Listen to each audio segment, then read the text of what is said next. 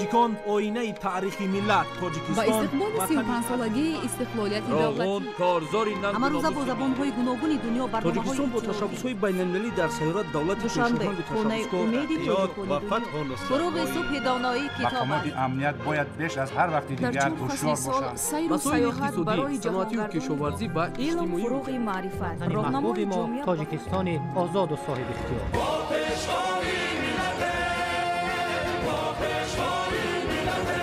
دوست باشید، اتفاق باشید، شکرانه همین دولت کنید، شکرانه همین سرزمین کنید، شکرانه کنید که چنین وطن عزیز و محبوب دارید.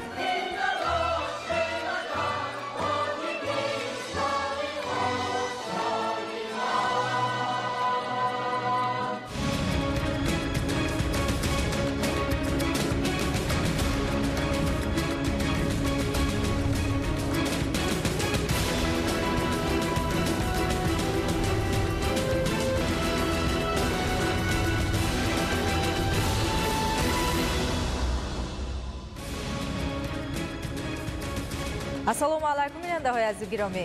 барномаи иттилоотии ахборро бо тозатарин хабару гузоришҳо аз телевизиони тоҷикистон манзури шумо менамоем. таваҷҷӯҳ намоед ба сархати гузоришҳо. эҳёи анъанаҳои миллӣ, ҷашни наврӯз ва асолати тарихии он, назари коршиносону муҳаққиқон бо далелҳои мушаххас. тамаддунҳое ки инсонро ба ваҳдат, ба дӯстӣ, ба ободӣ, ба тинҷӣ даъват мекунанд, ин тамаддунҳои мо яке аз сарчашмаҳои асосӣ аст дар ҷаҳон.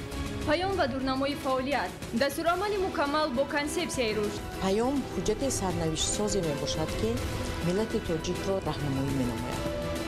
имконоти фаррохи илмомӯзӣ ва шароит дар ин самт ояндаи миллати бомаърифат аз саводнокии духтарону бонувон манша мегирад.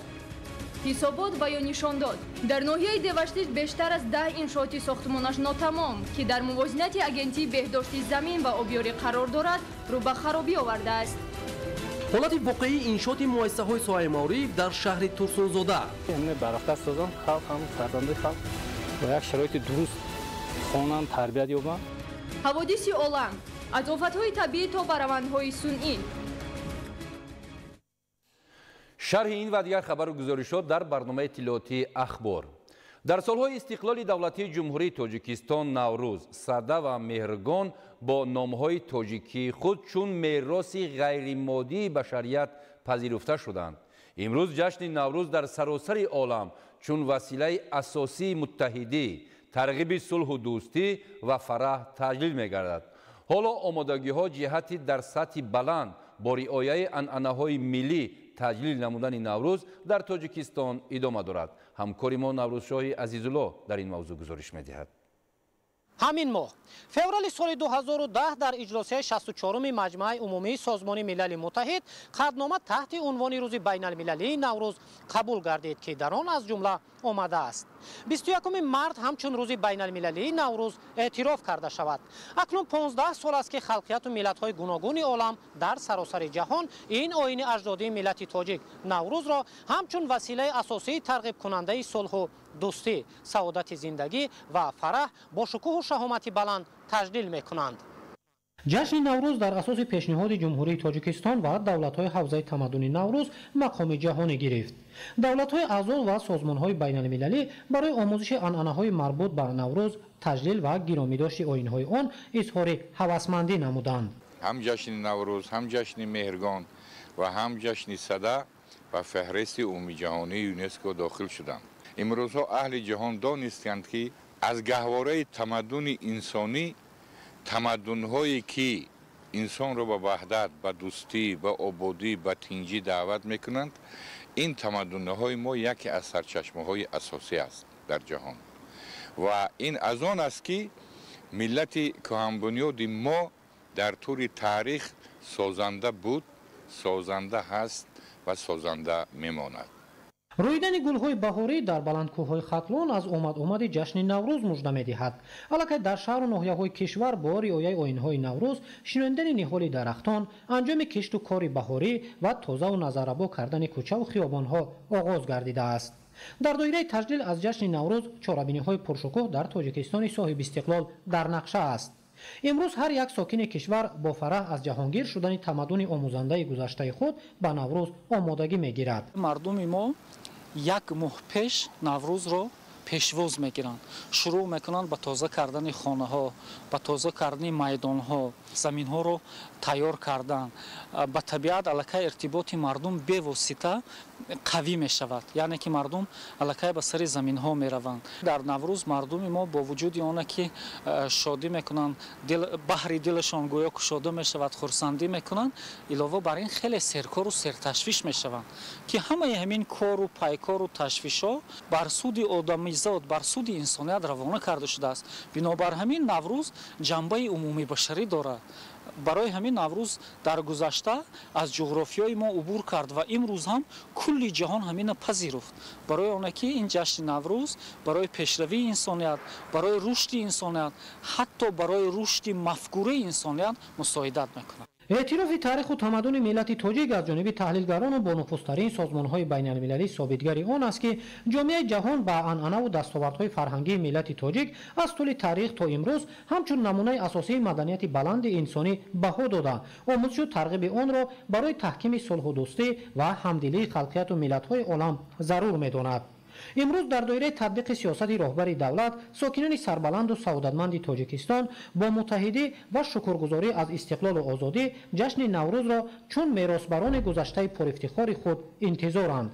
جامعه جهان تاریخ و تمدن ملت تاجیک و تلقین آن را برای تحکیم صلح و دوستی و متحدی خلقیت‌های عالم نمونه آموزش اعتراف نموده است. نوروزشاه عزیزالله فرهادی واسه، بهادری حسن، اخبار. پیام حجت سرنوشت‌ساز برای ملت سازنده و آبادکار تاجیک بوده، چنین اسناد مکمل علمی، فرهنگی، سیاسی، اقتصادی، انسانی و معنوی هدایتگر خلق کهن تمدن تاجیک در مسیر بنیاد آینده درخشان است. امروز ساکنان مملکت پیام نوبتی پرزیدنت جمهوری تاجیکستان پیشوای ملت محترم امامعلی رحمان را سرمشق کار خود نموده برای تطبیق عملی آن در همه زمینه‌های حیات اجتماعی و اقتصادی و علمی و فرهنگی سهم ارزنده گذاشته ایستادند. گزارش فتح‌الدین زمان.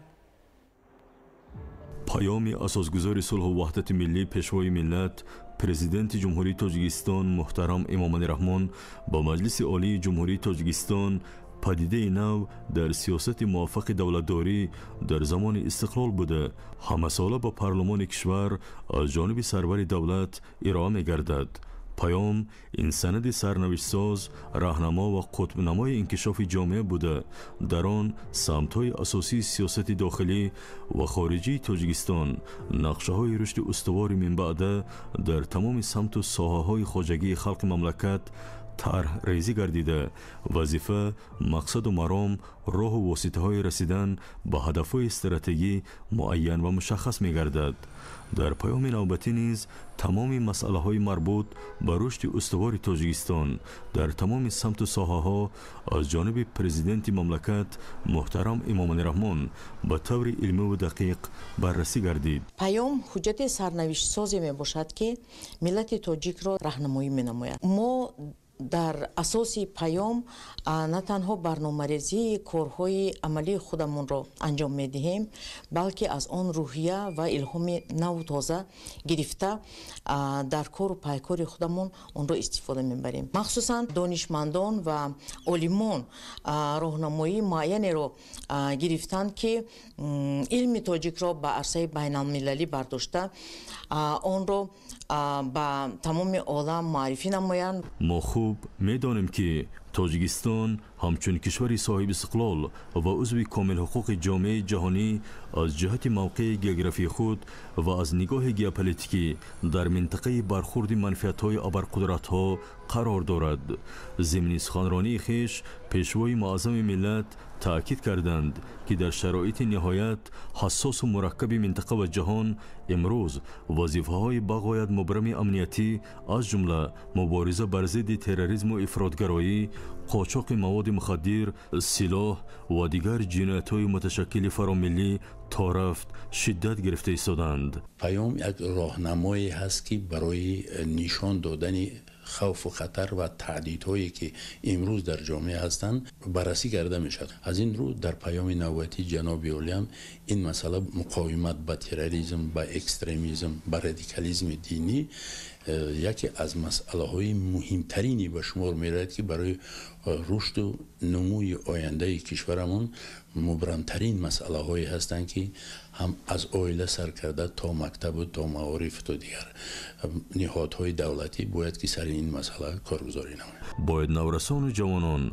فرزندان خودشناس و باننگ و آری مملکت و اهل علم و معرفت، زیایان برای تأمین همه‌جانبه ثبات فکری، ثبات سیاسی و امنیتی و ثبات اقتصادی و فرهنگی در تاجیکستان صاحب استقلال سهمگزار باشند. از هر نگاه پیام پرزیدنت جمهوری تاجیکستان از دید علمی و معنوی، سیاسی و امنیتی و اقتصادی و فرهنگی یک اسناد مکمل و راهنمای امروز و آینده خلق آبادگر و سازنده تاجیک است و این حجت سرنوشت ساز چراغ فروزان هدایت در آینده سازی تاجیکستان حقوق بنیاد و دنیوی می باشد. پیام اساسگذار صلح و وحدت ملی پیشوای معظم ملت پرزیدنت جمهوری تاجیکستان محترم امام علی رحمان با مجلس عالی جمهوری تاجیکستان و خلق شریف مملکت خود یک اسناد مکمل و حجت تقدیرساز در سرنوشت ملت تاجیک به شمار می رود. در امروزه شرایط فعلی که یک قطار تهدید و خطرهای سیاسی، امنیتی، فرهنگی و ژئوپلیتیکی دولت‌های امن و آرام را رنج می دهد. پیروی از پیام پرزیدنت مملکت و تطبیق بندهای آن خود کفیل بنیاد آینده درخشان خلق شریف تاجیکستان است. هر یک پیام پیشنهاد نموده اساسگذاری صلح و وحدت ملی پیشوای معظم ملت این حجت های سرنوشت سازی هستند که برای رشد و انکشاف منبعه ملت ما جایگاه مخصوص دارند. ما گفته نموند که البته در کشورهای دیگر هم مثلا نسبتی حسابات ها و پیام ها، صحبت ها و تحلیل ها خیلی زیاد است، اما سالهای طولانی است که ما و شما شاهد آن گردیدیم که پیام استراتژی که دورنمای مخصوصی برای رشد و انکشاف آینده کشور است. از نکته های حجت مهم پیام نوبتی پیشوای معظم ملت پرزیدنت جمهوری تاجیکستان محترم امام علی رحمان ثمرناک استفاده برده در پیشروی شکوفایی تاجیکستان محبوبمان سهمگزار باید شد. این نیت و نقشه ها از هر یک فرد کشور زحمت صادقانه و صافدلانه را به خاطر تقویت بخشیدن به اقتدار اقتصادی دولت صاحب استقلالمان طلب می نماید. بنابراین هر یک ما با حس بلند ملی، اراده قوی خیش، وطن مقدس خود را حفظ کرده آن را باز هم آباد نماییم. نفوذ و آبروی تاجیکستان آزاد و صاحب اختیار را در عرصه بین المللی بلند برداشته نیروی سازنده خود را با دستاوردهای باز هم بیشتر بهر استقبال گرفتن جشن 35 سالگی استقلال دولتی جمهوری تاجیکستان سفربر نماییم. با اظهار چنین امیدهای نیک بهر در عمل تطبیق نمودن دستور و سپارش‌های پیشوای معظم ملت سرور مملکتمان محترم امام علی رحمان که در پیام نوبتیشان ذکر یافته است تمام کوشش و غیرت خش را بیش از پیش روانه نماییم تا تاجیکستان صاحب استقلال با دستاوردهای باز هم بیشتر در دنیای تمدن، فرهنگ و علم و تکنیک نائل گردد. در دایره امکانات و شرایط فراهم آورده حکومت مملکت همساله جهت جلب هرچی بیشتری قشرهای مختلف جامعه از جمله دختران به دانش اندوزی تدبیرهای مهم عملی کرده می شود. از این رو بلند برداشتن سطح دانش و معرفت دختران از ناحیه های دوردست مملکت و فرا گرفتن آنها با آموزش کسب و هنر از هدفهای مهم و سریوقتی است که در سیاست معارف پرورانه راهبریت دولت موقع اساسی دارد. گزارش در این خصوص. پیشرفت علم و تکنیک و وضع فعلی جهان معاصر تقاضا دارد که بیش از هر وقت دیگر روی آوردن قشرهای مختلف جامعه خصوصا زنان و دختران با آموزش دانش‌های زمانوی و از خود کردن کسب و هنر جلب کرده شوند، زیرا در تربیت نسل خودآگاه و وطن دوست و با هویت نقش زنان برجسته بوده. تنها زنان و دختران می توانند در این سمت موفق شوند که دانشمند و صاحب کسب باشند. برای با تحصیل فرا گرفتن دختران در همه زینه‌های تحصیلات در زمان صاحب استقلالی مملکت توجه بیشتر گردیده با استفاده از شرایط امکانات موجوده در این سمت تدبیرهای مهم و سریعوقتی عملی کرده شده است. هنوز 28 سال قبل با مقصد هرچی بیشتر با تحصیل فرا گرفتن دختران بخصوص از شهر نویاهای دوردست مملکت با مؤسسه‌های تحصیلات عالی کسبی کوتای پرزیدنت جمهوری تاجیکستان تأسیس یافت که تا امروز ثمره دلخواه به بار آورده است. از زمان تأسیس‌یابی کوتای پرزیدنتی که سال 1997 صورت گرفته بود، مؤسسه‌های تحصیلات عالی کسبی مملکت را زیاده از 27000 نفر دانشجو ختم کردند که از این شماره بیشتر از 16000 نفرشان را دختران تشکیل می‌دهند. مجموعاً در زمان صاحب استقلالی دانشگاه و دانشکده‌های مملکت را زیاده از 250000 نفر دختران ختم کرده صاحب معلومات گردیدند. طبق کوتای پرزیدنتی یک شرایط خوب فراهم آورده شد که نوبسته از وضع اجتماعی اقتصادی خود جوان دختران توانند به تحصیل فرا گرفته شوند، خصوصا آن جوان دخترانی که از در دوران مکتب خوانی صاحب علم بودند و نمی توانستند وابسته به شرایط به پایتخت برای تحصیل بیایند. جناب یالی با تأسیس کوتای پرزیدنتی این مشکل را با پررگی حل کردند.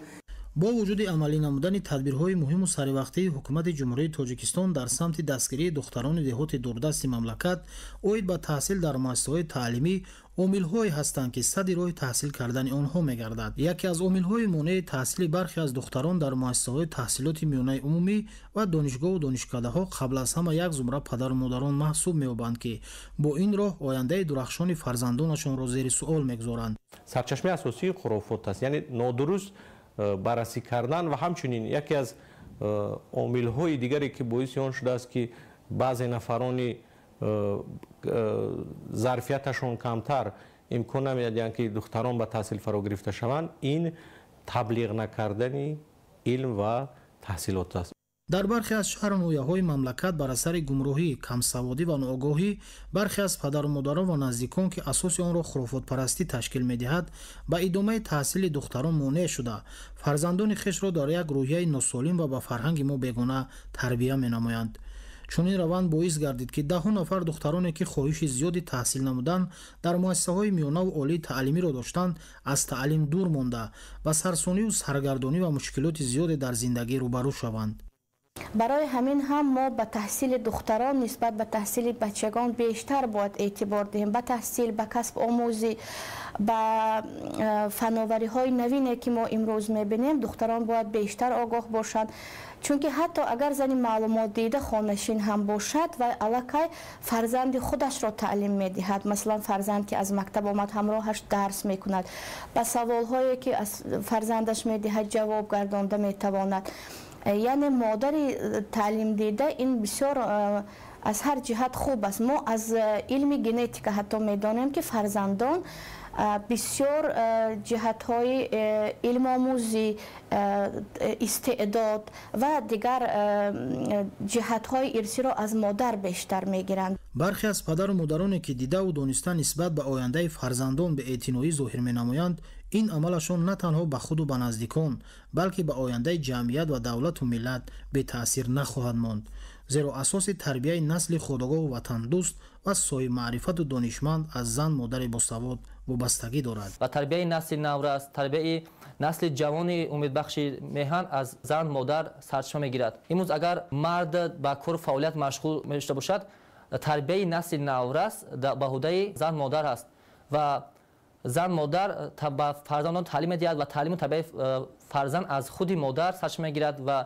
اگر مادر که شخص باسواد باشد، فرزند شخص باسواد و با معرفت و یکی میهن دوست میشود. حکومت جمهوری تاجیکستان برای با تحصیل فرا گرفتن نسل نورس و جوان کشور در همه زینه‌های تحصیلات شرایط ارزنده را فراهم ساخته است که هر یک فرد جامعه امکان دارد از آن به طور وسیع استفاده نماید. تأسیس کوتای پرزیدنتی، استیپندیاها، براه ماندن آزمون‌های جمهوریوی و مقرر نمودن دیگر امتیازهای دولتی در رابطه با هوسمندی نسل نورس و جوان مملکت جهت دانش‌اندوزی و از خود کردن علم‌های زمان معاصر خود دلیل روشن غمخوری‌های بی‌نظیر پیشوای معظم ملت محترم امام علی رحمان در ساحه علم و معارف است. имрӯз тибқи қарори ҳукумати ҷумҳурии тоҷикистон ва дигар санадҳои меъёрии ҳуқуқӣ дар сатҳи ҷумҳурия қатор барнома стратегияҳои давлатӣ ҷиҳати ҷалби занон ба кору таҳсил таҳия гардидааст ки ин имконият медиҳад ки ҳарчи бештар занон ва бонувон ба кору фаъолият ҷалб карда шаванд ки ин ба васеъ гардидани ҷаҳонбинии занон ва аз як ҷиҳат ба кору фаъолият ҷалб кардани онҳо бошад, аз дигар паҳлу дар муҳити оила низ имконият аст ки занони дорои маълумоти олӣ ба тарбияи оила, ба тарбияи насли навлас, ба тарбия дар ҷомеа саҳмгузор бошанд. дар замони соҳибистиқлолӣ шумораи муассисаҳои таҳсилоти умумӣ ва хонандагони онҳо беш аз 2 баробар, таҳсилоти ибтидоӣ ва миёнаи касбӣ 1,6 баробар ва донишҷӯёни ин зинаҳои таҳсилот 3,5 баробар, мактабҳои олӣ 4 баробар ва донишҷӯён зиёда аз 3 баробар афзудааст. барои фароҳам овардани шароити боз ҳам беҳтари таълиму тарбия ва дар ин замина баландбардоштани сатҳи донишандозии насли наврасу ҷавон, ҳукумати мамлакат маблағгузориро барои рушди соҳаи маориф сол ба сол афзоиш медиҳад.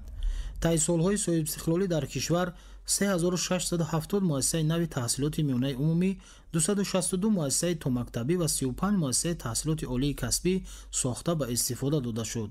2024 дар қаламрави ҷумҳурӣ аз ҳисоби ҳамаи сарчашмаҳои маблағгузорӣ бинои 269 муассисаи таҳсилоти миёнаи умумӣ ва бинои иловагӣ дар назди онҳо барои 57610 ҷойи нишаст сохта мавриди истифода қарор дода шуд. бояд тазаккур дод ки соли гузашта дар қаламрави ҷумҳурӣ бинои 4 шуъбаи маориф аз ҳисоби ҳамаи сарчашмаҳои маблағгузорӣ низ сохта мавриди истифода қарор дода шудааст ки ин барои фароҳам овардани шароити мусоиди таълимӣ барои кормандони соҳаи маорифи шаҳру ноҳияҳо самгузор мебошад. ҳамзамон дар як қатор шаҳру ноҳияҳо сохтмони бинои маъмулии шуъбаҳои маориф аз ҳисоби буҷети давлатӣ ва сармоягузориҳо бо маром идома дорад. то ҷашн гирифтани 35-солагии истиқлоли давлати ҷумҳурии тоҷикистон сохтмони бинои шуъбаҳои маориф ки идома дорад мавриди истифода қарор дода мешаванд. дар партави сиёсати хиратмандона ва маорифпарваронаи асосгузори сулҳу ваҳдати миллӣ, пешвои миллат, президенти ҷумҳурии тоҷикистон муҳтарам Эмомалӣ Раҳмон имконоти зиёд баҳри ба таҳсил фаро гирифтани насли ҷавону навраси кишвар фароҳам оварда шуда дар ин самт тадбирҳои саривақтӣ амалӣ карда мешавад.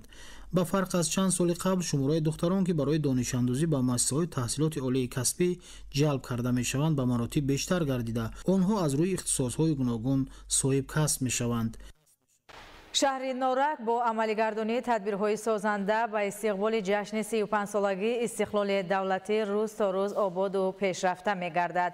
дар ин раванд инфраструктури соҳаҳои мухталифи шаҳр мукаммал гардида шароити муосиру зарурӣ барои пешбурди кору зиндагии сокинон фароҳам оварда мешавад. маълумоти бештар доир ба раванди корҳои ободонӣ дар ҳадафҳои созандагию ободонӣ ба ибтикори 35-солагии истиқлолияти давлатӣ дар шаҳру ноҳияҳои мамлакат бо маром идома дорад. айни замон мо дар маркази шаҳри норак қарор дорем. ҳамсоҳбати мо Шамшод Ҳамидзода мудири бахши сохтмонӣ ва меъмории шаҳри норак ҳастанд.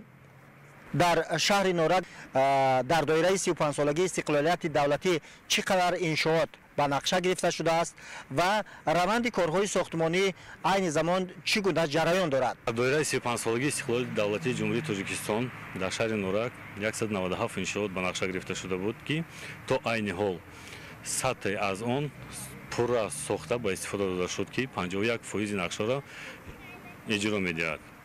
аз он ҷумла дар маркази шаҳр бинои баландошонаҳо бо мақсади дар тагхонаҳо ва ошонаи якаму дуюм марказҳои хизматрасонӣ, бунгӯҳои тиббӣ дар деҳои дурдаст, сохтмони мактабҳои дар ҷамоатҳои деҳот, кӯдакистонҳо, корхонаҳои саноатӣ, синфхонаҳои иловагӣ. давоми соли 2024 чӣ қадар иншоот мавриди истифода қарор дода шуд? мавриди қайд аст ки дар соли 2024 дар доираи сафари кории асосгузори сулҳу ваҳдати миллӣ, пешвои миллат, президенти ҷумҳурии тоҷикистон муҳтарам Эмомалӣ Раҳмон дар шаҳри норак таҷдид аз навсозии чархаи шашами НБОи шаҳри норак сохта ба истифода дода шуд. майдончаи варзишӣ барои 10,000 ҷои нишаст, бинои беморхонаи марказӣ ки солҳои дароз таъмир талаб буд, корхонаи саноатии истеҳсолии равғани растанӣ дар шаҳри норак сохта ба истифода додани корхонаи саноатӣ ки истеҳсоли хишти пухта, бинои баландошона аз 7 ошона иборат аст, маврид истифода дода шуд. дар ои соли 2025 раванди корҳои сохтмонӣ дар доираи тадбирҳои ободонию созандагӣ ба истиқбол аз ҷашни 35-солагии истиқлолияти давлатӣ дар шаҳри норак чӣ гуна ҷараён дорад? яъне чанд иншоот аллакай раванди сохтмонӣ дар он иншоотҳо идома дорад? тибқи нақшаи кориамон дар соли 2025 чил иншоот ба нақша гирифта шудааст ки айни ҳол 10 аз онҳо ба пуррагӣ сохта шуданд. дар 76 онҳо корҳои сохтмонӣ аз 10 то 80% идома дорад. дар шаҳри норак 4 кӯдакистон ба нақша гирифта шудааст ки 2 аз онҳо дар маркази шаҳр мебошад, 2 дигар дар ҷамоатҳои деҳоти пули сангину дуконӣ. дар оянда тасмим гирифтем ки дар деҳаҳои дурдасти шаҳри норак муассисаи то мактабии навро сохта ба истифода диҳем. ташаккури зиёд. мо суҳбате доштем бо Шамшод Ҳамидзода, мудири бахши сохтмонӣ ва меъмории шаҳри Норак. ҳадафҳои созандагии ободонӣ дар шаҳри Норак дар доираи тадбирҳои созандагии ободонӣ ба истиқбол аз ҷашни 35-солагии истиқлолияти давлатӣ дар шаҳри Норак ки ҳамчун шаҳри нурофарон дар ҷумҳурӣ ва саросари ҷаҳон аллакай маъруф гардааст, бо вусъат идома дорад.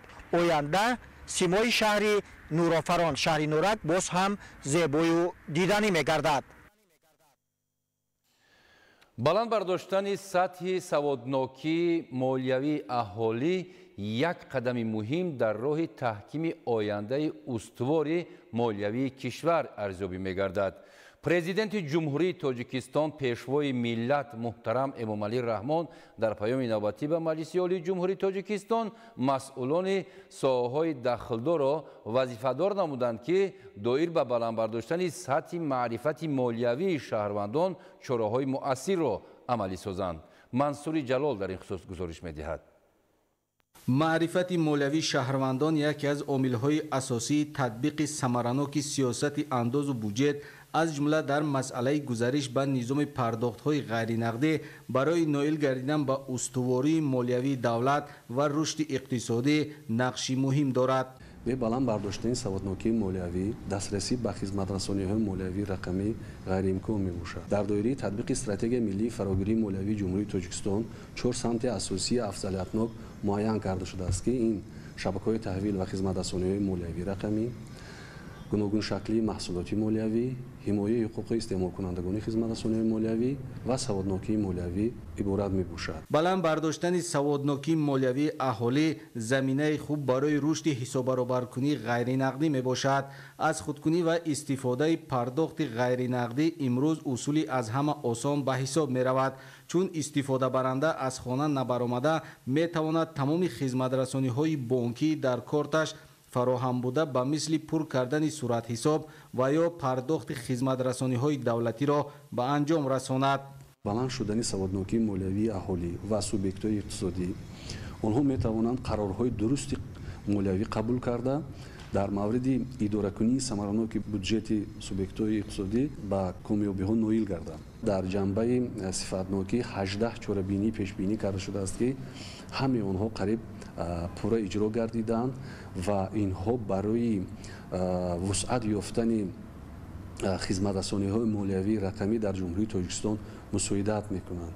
татбиқу таҳкими низоми ҳисоббаробаркунии ғайринақдӣ дар ҷумҳурии Тоҷикистон барои ҳимоя ва беҳдошти сатҳи иҷтимоии сокинон равона гардида дар ғанисозии буҷети давлат тариқи воридоти андоз, шаффофияти амалиётҳои молиявӣ ва афзоиши ҳаҷми амонатҳо саҳми назаррас хоҳад дошт.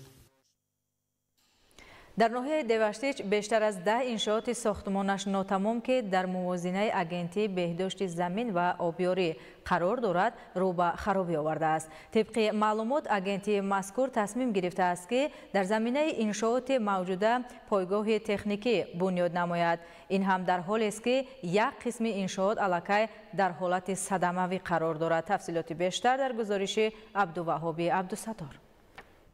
иншооти сохтмонаш нотамоми деҳаи даштикони ноҳияи деваштич вазъи кунунӣ ва арзи сокинон аз ҳолати хатарзо, зеро бо гузашти бештар аз 40 сол чандин иншооти ин мавзеъ рӯ ба харобӣ овардааст. طبق معلومات سالهای 80 عصر گذشته در اینجا با بنیاد بیناهای معموری، مرکزهای سودا و تجارت، مکتب کودکستان، خانه فرهنگ، حوضهای تامین آب نوشاکی و چندین انشاءات دیگر تأسیس یک شهرک زمانوی در نقشه بود. اما دیر نگذشته کارها به تأخیر و انشاءات قسماً ساخته شده به نظارت ماند. اهالی دهی داشتگان راسیگاب از این حالت بیناهایی که حاضر خطرزا هستند باعث نگرانی میکنند و خوف میکنند، چون که هست فرزنده است که بچه ها است که در وقتایی که من هوا پیش بهار است برای بازیکنی میبرد، دیگر اینجا موضع وسیع است یا اینکه برای چراندن چهارم میباید. خدا نکند که همین اگر این پیش گرفته نشود باعث یکان فلاکت شده نشم احتمالش هست. حالت واقعی انشاءات منطقه چندین مراتبه در برنامه اخبار تلویزیونی تاجیکستان هم انعکاس گردید. همکنون مسئولان مقامات اجرایی حاکمیت دولتی ناحیه دیوشتیچ در پی یک واکنش عرض داشتند که همه انشاءات ساختمانش ناتمام دهه دشتیکان در توازن اگنتی بهداشت زمین و آبیاری نزد حکومت جمهوری تاجیکستان قرار دارد. با گفتی مسئولان صاحبکاران ناحیه آماده‌اند در زمینه انشاءات ناتمام این منطقه مرکزهای سودای تجارت، تالارهای ورزشی و فرمه‌های پرورش چاروا و پرنده را تأسیس دهند. از نام مقامات اجرایی حاکمیت دولتی ناحیه با رئیس کمیته سرمایه‌گذاری و اداره اموال دولتی جمهوری تاجیکستان با مکتوب مراجعه نمودیم که در حالت امکانیت پیدا شدن به توازن مقامات اجرایی حاکمیت دولتی ناحیه داده شود و ما مرحله به مرحله بخشیده به 35 سالگی استقلال دولتی جمهوری تاجیکستان در یک جایی با صاحبکاران محلی و برون مرزی همین انشاءات ها را باید آباد نماییم. با ما مکتوب ارسال گردید که این انشاءات ها در اساس مکتوب اگنتی بهداشت زمین و آبیاری نزد حکومت جمهوری تاجیکستان در موازنه این اداره قرار دارد و پیشنهاد کرده شده است که این انشاءات ساختمانش ناتمام که در دهه دشتیکان قرار دارد از جانب اگنتی بهداشت زمین و آبیاری نزد حکومت جمهوری تاجیکستان مرحله به مرحله آباد کرده می شود.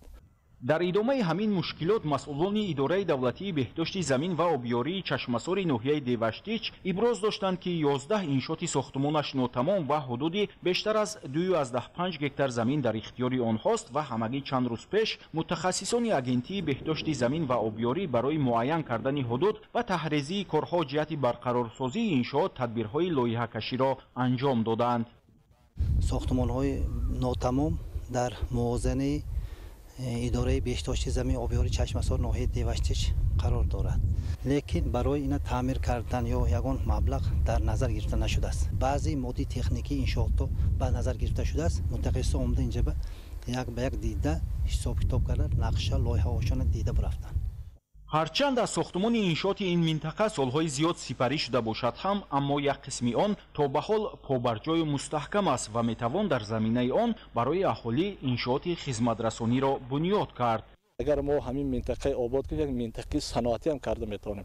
شریک خود دیده سادید منطقه کشاده است، امکانیت ساختمان کارخانه صنعتی در اینجا موافق مقصد میباشد. با گفتی متخصصان اگر بنیاد و نوسازی اموال اگنتی بهداشت زمین و آبیاری در دهه دشتیکان ناحیه دیوشتیچ سری وقت عملی نشود، انشاءات باقی مانده هم زیر برف و باران باز هم خراب و ولنگار میگردد. عبدالوهاب عبدالستار، الیاس باباجان، ناحیه دیوشتیچ، اخبار. بنیاد مؤسسه‌های تحصیلات تام مکتبی در مرکز و دهاتی مملکت و فرا گرفتن نسل نورس در شرایط خوب تحصیل زیر توجه حکومت کشور قرار داشته، پیوسته در این سمت تدبیرهای ضروری اندیشیده می شود. در ناحیه وخش 8 مؤسسه تحصیلات تام مکتبی با فراگیری 815 کودک فعالیت می نماید که در آن 31% کودکان سن تام مکتبی به تحصیل фаро гирифта мешаванд. Самандар Шоев дар ин хусус гузориш медиҳад. бо назардошти зиёд шудани шумораи аҳолӣ талабот ба таҳсили томактабии наврасон дар ноҳияи Вахш бештар мегардад. айни замон дар ҳамаи ҷамоатҳои шаҳраку деҳоти ноҳия 8 муассисаи таҳсилоти томактабӣ бо фарогирии 815 нафар кӯдак фаъолият менамояд ки ин шумора 31% нақшаро дар бар мегирад. дар паёми асосгори суҳбати ваҳдати миллӣ пешвои муаззами миллат президенти ҷумҳурии тоҷикистон муҳтарам эмомалӣ раҳмон қайд кардааст ки дар ҳар деҳае ки на кам аз 100 оила иқомат менамоянд бояд ақаллан якта муассисаи таҳсилоти томактабӣ дошта бошанд.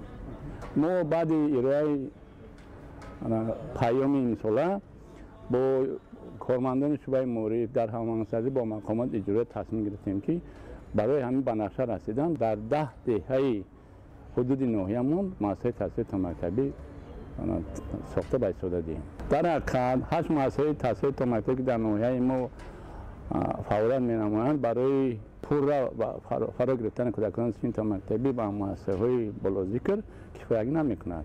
мо барои ҳамин ба ҳам мақсад гузоштем ки дар назди муассисаи таҳсилоти томактабӣ маркази иншои кӯдак ташкил кардем ки ҳоло дар назди 69 муассисаи таълимӣ маркази иншои фаъолият менамоянд фарогирии кӯдаконро ба 31% расондем.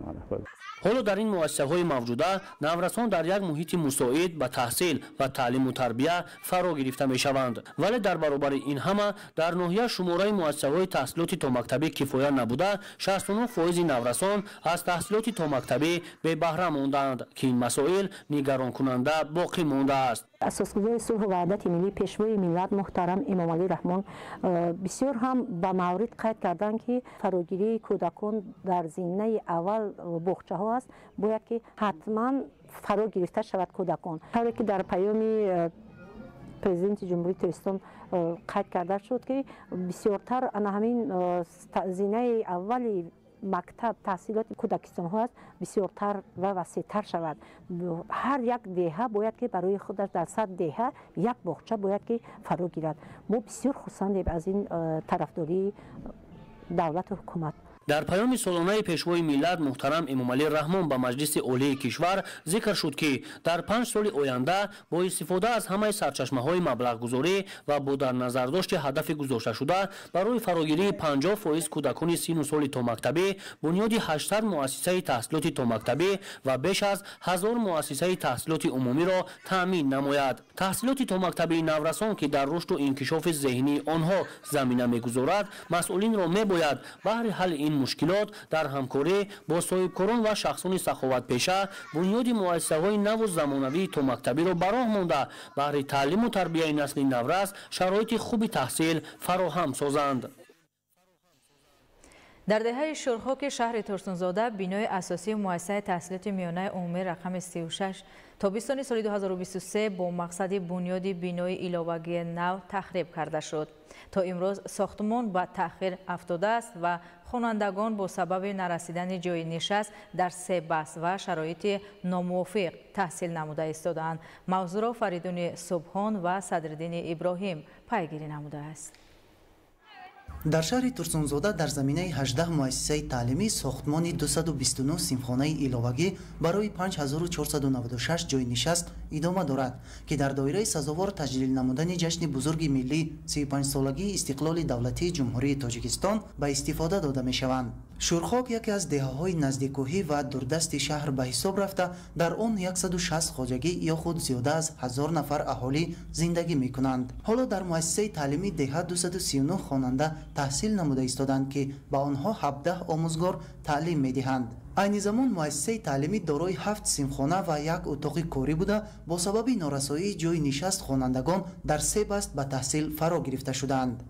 ин симхонаҳо тангу дорои шароити номувофиқ ба таҳсил мебошанд. сабаби ба чунин мушкилот рӯбарӯ шудани хонандагону омӯзгорон ба таъхир афтодани сохтмони бинои иловагӣ дар назди муассисаи таълимӣ гуфта мешавад. طبق اطلاع با مقصد بنیاد نمودن سیمخانه‌های ایلاوگی در نزد مؤسسه بینای اساسی آن را که در حالت صدموی قرار داشت تابستان سال 2023 تخریب نموده بودند ولی آغاز ساختمان به تأخیر افتاده تا امروز حالت کارهای بنیادی در چنین وضع باقی مانده است. مکتب حاضرش به 3 بس فعالیت دارد. کار به تغییر پرداختن امروز پگه من 2 سال شده است میسازیم گفتین. من روز در نزدیک ماه ینور با آمدن نماینده های شهر کتین برای ساختمان مکتب سر میکنیم گفته از ماه اپریل سر کرده همین میسازیم گفتین. ما خلق دستگیری میکنیم اگر عمده سازان ما طرفدار هستیم که همین برختر سازان خلق هم فرزندای خلق با یک شرایط درست خوانند تربیت یابند. نبودن جای نشست باعث گردید که قسمی از خوانندگان یک سال تحصیل خود را در مجلسگاه دهه سپری نمایند. همزمان کتابخانه مؤسسه دورتر از آن در یکی از بیناهای بیکار خوابیده جای داده شده است که با سبب دربسته بودنش در روز کاری نتوانستیم وارد آن شویم. کی خوانندگان مؤسسه تعلیمی رقم 36 با جای نشست پورا تامین کرده می شوند و کارهای ساختمانی در بینای علاوگی نزد این مؤسسه کدام وقت ادامه داده می شود؟ ما مراجعت نمودیم به این سوال به شعبه معارف شهری ترسونزاده. لایحه بینای علاوگی مؤسسه تحصیلات میانه رقم 36 عبارت از 8 سیمخانه برای 192 جای نشست که تصدیق گردیده است. طبق نقشه اول سال 2024 آغاز می‌گردید. با سبب اونه که از جانب صاحبکاران و اهالی دهه نارسایی مبلغ ساختمان مؤسسه تعلیمی کمی به تأخیر افتاد. با فرا رسیدن فصل گرما در کارهای ساختمانی ادامه می‌یابد. اگر در حقیقت کارهای ساختمانی با آغاز موسم گرما ادامه داده شوند، پس چنین مشکلات جای داشته خوانندگان و آموزگاران این مؤسسه تعلیمی در آینده برطرف خواهد شد. ولی این هنوز در نقشه است و اجرای آن را من بعد نیز پیگیری خواهیم کرد. امروز خواجگی‌های جمعآوری و دهقانی مملکت موظف گردیدند که کشت زراعت‌های اساسی را که به استحصال محصولات، فراوانی بازار و تأمین کارخانه‌های صنعتی و اشیای خام وطنی مساعدت می‌نماید، سری وقت تأمین نمایند. گلچهره ستار گزارش می‌دهد در این خصوص. اجرای حتمی دورنمای کشت زراعت‌های اساسی امکان فراهم می‌آورد که طلبات استعمالی اهالی قانع گردیده کارخانه‌های صنعتی با اشیای خام وطنی تأمین، ساکنان محلی صاحب جای کار و درآمد خوب و از کارکرد نهایی محصولات با اقتصاد ملی درآمد بیشتر وارد گردد.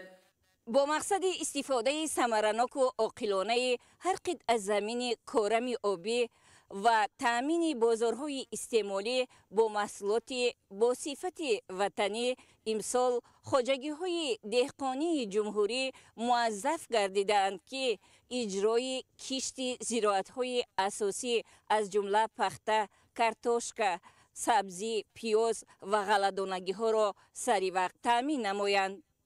موافق ترکیب کشتی که از اداره کشاورزی به خواجگی ما پیشنهاد شده است. خواجگی باید در میدان 20 هکتار پخته، 5 هکتار غله‌زار و 3 هکتار سبزیجات گوناگون و اینچنین در میدان 4 هکتار نمودهای کشت و باغداری را گذراند. با این خاطر ما علاقه کشتی تیرمو یعنی که کشتی غله‌داری را گذراندیم. امروز علاقه کشتی پیازی دیره یعنی پیازی که در دوره تیرمو زمستان جمع‌آوری میشه و برای ذخیره دوره تیرمو زمستان پیش بینی شده است کشت گذرانده استیم و روزهای نزدیک البته با دیگر نمود سبزیجات ها نیز آغاز می‌نماییم.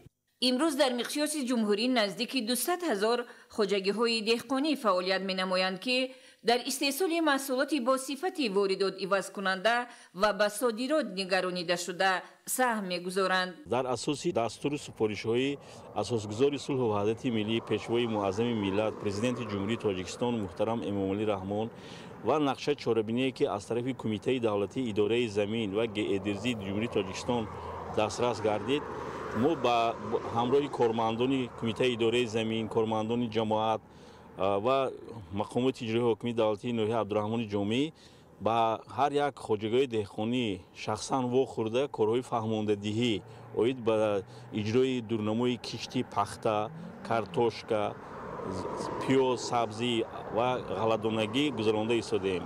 این حال تا امروز زیاده از 95% زمین استفاده برندگان پورا آگاهی دارند و هر یک زمین استفاده برنده واخورده برای اجرای دورنمای کشتی زراعت‌ها هر یک زمین استفاده برنده عهده‌دار گردیدند که نقشه دورنمای کشتی پخته، کارتوشکا، پیاز، سبزی و غله‌دانگی را به پورگی اجرا می‌نمایند. در ناحیه عبدالرحمن جامی 13994 گکتار زمین کارم آبی موجود است که به سهمداران 2537 خواجگی‌های دهقانی برای استفاده ثمره بخش و عاقلانه وابسته کرده شده است. سهمداران خواجگی دهقانی دوبیده در اختیار خود 32 گکتار زمین کارم آبی دارند که همه ساله استفاده با ثمر آن را تأمین می نمایند. در خواجگی در میدان 4 گکتار بنیادی باغ‌های میوه‌شان به صادرات نگرانیده شده به راه مانده شده است. امسال باشد خواجگیداران مقصد دارند که در 20 گکتار زمین کشتی زیر پلیونکگی پخته را گذرانیده از این حساب ثمره خوبی اقتصادی به دست آورند. به خاطر استحصال مواد با صفت غذایی در زمین‌های باقی مانده سهمداران خواجگی سبزوات و غله‌دانگی کشت می‌کنند. امروز در خواجگی دهقانی دوبیده کارهای به شکل ضروری نهال درختان زردآلو که میوه‌شان به صادرات نگرانده شده است موافق توصیه متخصصان این ساحه به راه مانده شده در یک قسم زمین‌ها به خاطر استحصال محصولات بروقتی و تأمین بازار با سبزوات تر و تازه برای شینانیدن و پرورش و استحصال پمیدار و بادرنگ و قلمفور شیرین آمادگی می‌بینند. البته ما همچون خواجگیدار همچون یک کشاورز همه ساله دقت به آن می‌تیم که اون محصولات هایی که در بازارهای محل طلبات زیاد با اونها هست کشتی همون نمود زیرات ها رو به راه مانیم و در پرورش آن نیز تکنولوژی موثری کشاورزی رو به راه مانده حاصل بلند و همچنین از نقطه نظر اکولوژی تازه یعنی با استفاده از نوری‌های میکرو و ماکروبیولوژی از پاره‌های محلی از دیگر نمود موادهایی که از نقطه نظر شیمیایی بی‌ضرر هستند با استفاده برده پرورش انمون زیرات‌ها رو براه مونیم چون که امروز جامعه ما یعنی مردم تاجیکستان با موادهای کشاورزی بس محصولات‌های کشاورزی از نقطه نظر اکولوژی تازه نهایت احتیاج دارند و این رو ما کوشش می‌کنیم که در عمل تطبیق نماییم. کشاورزان تلاش می‌نمایند که همه ساله میدان گرمخانه‌های موسمی و دائم عمل کننده را وسیع نموده از این حساب درآمدی بیشتر به دست آورند. در ناحیه باباجان غفورов بهر آمادگی به کشت و کار بهاری افزون نمودن حجم محصولات کشاورزی، تعمیر پایگاه‌های آبکشی، تازه کردن کانال و زهبورها و یخابمانی تدبیرهای لازمی انجام داده می شود. مفصل در گزارش محمود احمدزاده و دلشاد یوسفی. زیاده از 20,000 گکتار زمین‌های کارم آبی و 10,000 گکتار باغ‌های میوه‌دهنده در ناحیه باباجان غفورов واسطه اساسی کشت و پرورش استحصال محصولات کشاورزی به حساب می‌رود و از این رو جهت آمادگی به موسم کشت بهاری کارهای تعمیری پایگاه‌های آبکشی، تازه کردن کانال و زهبورها، بهتر کردن حالت ملیوراتیوی زمین‌های کارم، شودگار و یخابمانی وسعت دارند. در موسم آبیاری زمین‌ها اساساً طریق 33 پایگاه‌های آبکشی برقی صورت می‌گیرد. طریق پایگاه‌های آبکشی خواجه باقرخان 1 2 3 زیاده از 14,000 گکتار زمین‌های کارم آبیاری می‌شود و از این رو کارمندان و مهندسان اداره بهداشت زمین و آبیاری ناحیه باباجان غفورov 14 اگریگات پایگاه‌های آبکشی را از تعمیر برآوردند. تعمیر اساسی قسم‌های احتیاطی 112 محرک و دیگر دستگاه و تجهیزات پایگاه‌های آبکشی در بعضی استحصالی اداره دولتی بهداشت زمین و آبیاری ناحیه که از کارگاه‌های مکمل ساحه است صورت می‌گیرد. بنابر استفاده زیاد قبرهای آبرسان، کار نامنظم در انتقال آب پالیزی در موسم گذشته، زمین‌های کارم جمعیت سهامی کشاده اونون خوجایف، رحمان نبیف و خواجگی جبار رسولov از آب پالیزی تنقیصی داشتند. با مساعدت مقامات اجرایی حاکمیت دولتی ناحیه و اداره بهداشت زمین و آبیاری، 2 قبور کلان آبرسانی هر کدام قطرشان 1200 میلیمتر با درازی 60 متر که از بالای سای میگذرد نو کرده شدند که در مجموع قسمت‌های آسیب دیده و پرگی تعمیر شده. حالا قسمت آخری کارهای وصل و نصب از جانب مهندسان انجام داده می شود و با پرگی تازه کردن کانال‌های آبرسان، تعمیر قسمت‌های آسیب دیده کانال، تامین آب پالیزی در موسم با احتمال می‌گردد. ما نقشه گرفتیم که 14 اگریگات پایگاه آبکشی خواجه باقرخان یعنی پانتون آ، پانتون ب، پانتون و با پرگی تا موسم آبیاری از تعمیر برآورده می‌شود. همگی در ناحیه 33 پایگاه آبکشی موجود میباشد. ما با نقشه گرفتگی 112 агрегат تعمیر کنیم. حاضر 95% همین پایگاه آبکشی از تعمیر برای شد تا موسم آبیاری با پروژه همین نقشه 112 агрегати که هست با پروژه از تعمیر برآورده می شود. در برابر پایگاه‌های آبکشی خواجه باقرغان، پایگاه آبکشی سامغور یک فعالیت دارد که دارای 8 агрегати آبرسان میباشد و به 6000 گکتار زمین‌های کارم جماعت دیهات ددبوی خلمتو و اسماعیل آب پالیزی تأمین میکند که در این پایگاه نیز کارهای تعمیری موافق نقشه انجام داده شدند. با مقصد تامین سریوقتی خواجگیداران با آب پالیزی، پس نمودن آبهای زیرزمینی، کم کردن شورشوی زمین‌ها و بلند برداشتن حاصلناکی زراعت در ناحیه باباجان غفورов تازه نمودن کانال و زهبور و زهکش‌ها با مرام ادامه دارد. برای اجرای کار دو تکنیک کانال تازه‌کنی سفربر شده، کارها موافق نقشه پیش می‌روند. همگی در حدود ناحیه کانال‌هایی که آبرسان است، 110 کیلومتر تازه کرده شد. مسئله زبورهایی که بین خواجگی 111 کیلومتر همگی بهتر کردن حالت ملکی زمین ها به نقشه گرفته شده است که در سال 2025 95 گکتار به نقشه گرفته شده است. از این کارهای اجرا شده 600 گکتار حالت ملکی زمین ها بهتر کرده شد تا امروز تا آخر موسم همه نقشه ها را سطح اجرا میکنیم که حالا در ناحیه شودگار زمین‌ها در یک روز در مساحت 212 گکتار انجام داده می شود و از 20600 گکتار زمین که برای شودگار پیش بینی شده است 19620 گکتار شودگار گذرانیده شده اجرایش نقشه نزدیک 90% را تشکیل می دهد. شودگار زمین اساساً روزانه و شبانه طریق تکنیک‌های تسمه‌چرخ انجام داده می شود. بنابر کمبارشی فصل زمستان در حدود ناحیه با استفاده از آبهای خودجاری، کانال خواجه باقرغان، آبهای زهبور و زهکش‌ها در باغ و تاکزار و زمین‌های کشاورزی، دیهات آفچه قلچخ، سیورد، زرزمین، یاوه، غازیان، همچنین خواجگی‌های کشاورزی به نام جبار رسولوف، رحمان نبیوف، بابا مقصود و سید خواجه ارونخوجایف یا خامانه یا آب ذخیروی موافق به توصیه متخصصان ساحه صورت می‌گیرد. یخامانی و شورشویی از جمله تدبیرهای مهم اگروتکنیکی در فصل زمستان به حساب رفته، کشاورزان با این راه می توانند به ذخیره‌کنی نمی، نیز کردن حشرات و ضرررسانها، بلند برداشتن حاصلخیزی زمین و استحصال میوه‌های لذیذ و شهدبار زمین گذارند. همه ساله در ناحیه با فرا رسیدن فصل زمستان در میدان زیاده از 5000 گکتار باغ و زمین‌های کارم، کارهای یخامانی و شورشویی را اجرا می‌کنند. کشاورزان ناحیه باباجان غفورov هر سال با استحصال برزیاد محصولات کشاورزی در تامین بازارهای شهرهای صنعتی ولایت، صادرات و خارج کشور نقش مهم می‌گذارند و از این رو بهره آمادگی به موسم شودگار یخامانی آمادگی زمین را تقویت بخشیده و کشتی بروقتی زیر پلانکا آغاز بخشیدند. ادامه برنامه اخبار.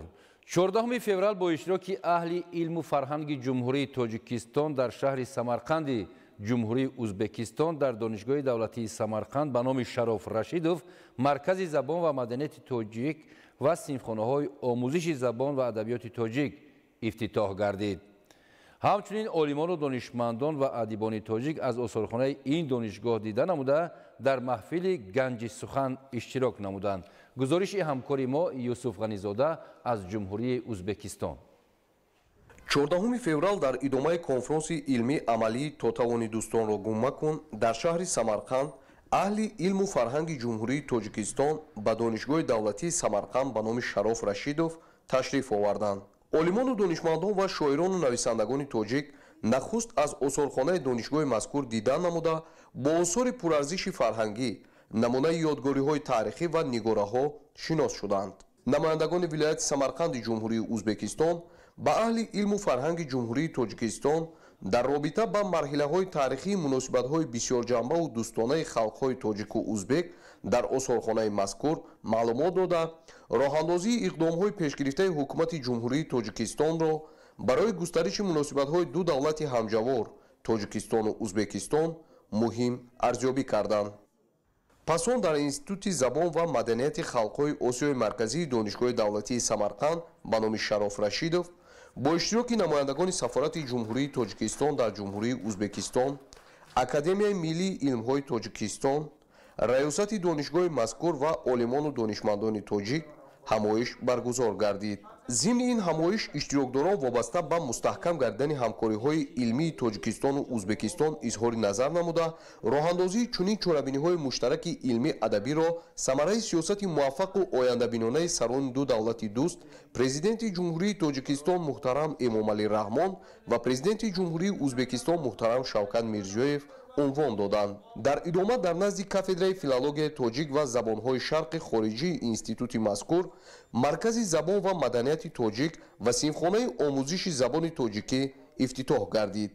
مرکز زبان و مدنیت تاجیک و سیمخانه آموزش زبان تاجیکی با درخواست ریاست دانشگاه دولتی سمرقند به نام شراف رشیدوف و دستگیری حکومت جمهوری تاجیکستان از جانب سفارت جمهوری تاجیکستان در جمهوری ازبکستان و اکادمی ملی علم‌های تاجیکستان مورد استفاده قرار داده شد. در مرکز زبان و مدنیت تاجیک نگاره‌ها با نقش و نگار ملی، مصوره‌های بزرگان علم و ادبیات تاجیک، نمونه لباس‌های ملی تاجیکی و ازبکی، آثار خطی نیاگان و بیش از 3000 کتاب‌های علمی و بدیعی نگاه داشته می‌شوند.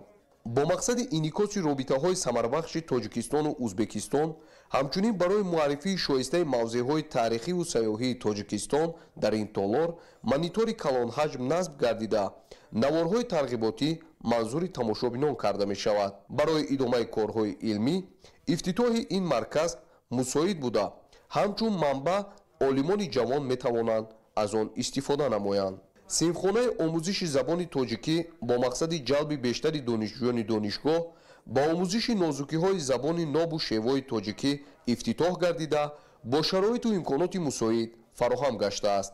سیمخانه با دستگاه و تجهیزات لازمه از جمله کامپیوتر و مانیتور کلان حجم مجهز بوده آموزگاران صاحب تجربه به دانشجویان با طرز و اصول معاصر زبان تاجیکی را می‌آموزانند.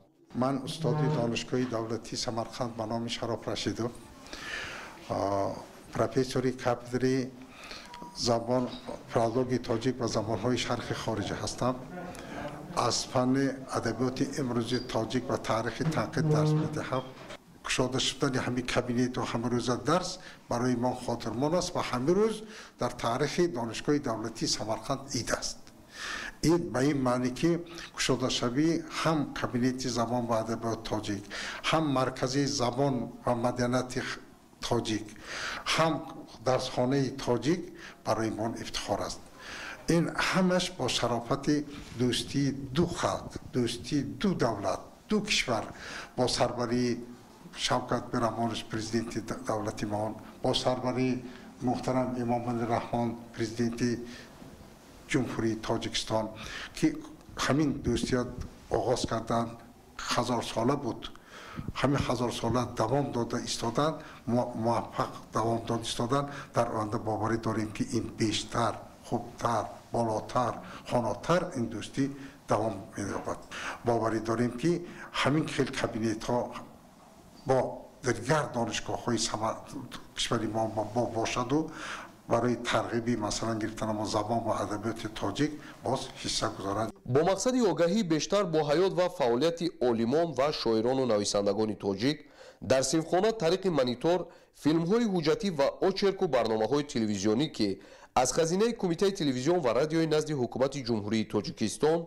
و مؤسسه دولتی تاجیک فیلم با دانشگاه دولتی سمرقند به نام شراف رشیدوف دسترس شده است نمایش داده می‌شوند. هدف از راه اندازی چنین اقدام تحکیم مناسبت‌های علمی فرهنگی تاجیکستان و ازبکستان و گسترش همکاری‌های عالمان و ادبیات‌شناسان تاجیک و ازبک بوده برای آماده نمودن متخصصان صاحب کسب عالمان جوان و زبانشناسان افتتاح مرکز زبان و مدنیت تاجیک و سیمخانه آموزش زبان تاجیکی زمینه واقعی فراهم می‌آورد.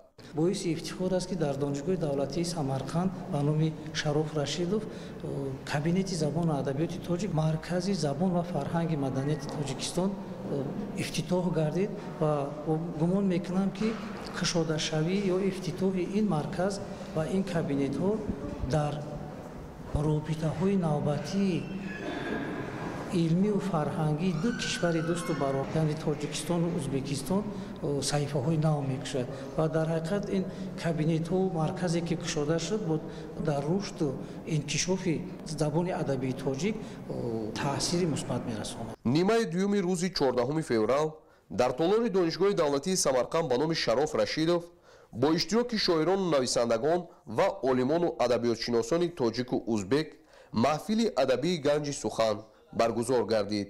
дар оғози маҳфил қайд шуд ки имрӯз дар таърихи равобити илмӣ адабии тоҷикистону узбекистон боз як саҳифаи тоза оғоз гардид.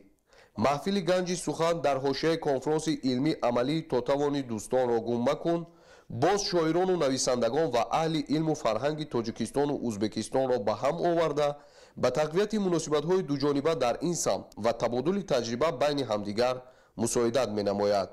ҳамкориҳои илмиву адабии халқҳои тоҷику узбек аз мактаби устоду шогирди мавлоно абдураҳмони ҷомӣ ва мир алишери навоӣ устувор гардида давоми солҳои охир бо иқдому ташаббусҳои бузургу беназири президенти ҷумҳурии тоҷикистон муҳтарам эмомалӣ раҳмон ва президенти ҷумҳурии узбекистон муҳтарам шавкат мирзиёев ба марҳилаи сифатан нав ворид шуд ва беш аз пеш густариш ёфта истодааст. агар ба таърихи пайвандҳо ва таърихи иртибототи ду кишвар мо назар афканем, дӯстии ин халқҳо бо номи ду шахсияти бузургу барозандаву маърифатомӯз мавлоно абдураҳмони ҷомӣ ва алишери навоӣ такя мекунад ва баргузории ин чорабинӣ бори дигар аз он дарад медиҳад ки воқеан халқҳои ҳамҷавор тарихан пайвандҳои муҳим доранд ва дар таҳкими дӯстии халқҳо ки ҳамеша ин ғоя дар ҷавҳари адабиёти мо таҷассум дорад, барои ин боз ҳам тақвият ёфтани ин дӯстӣ ин робита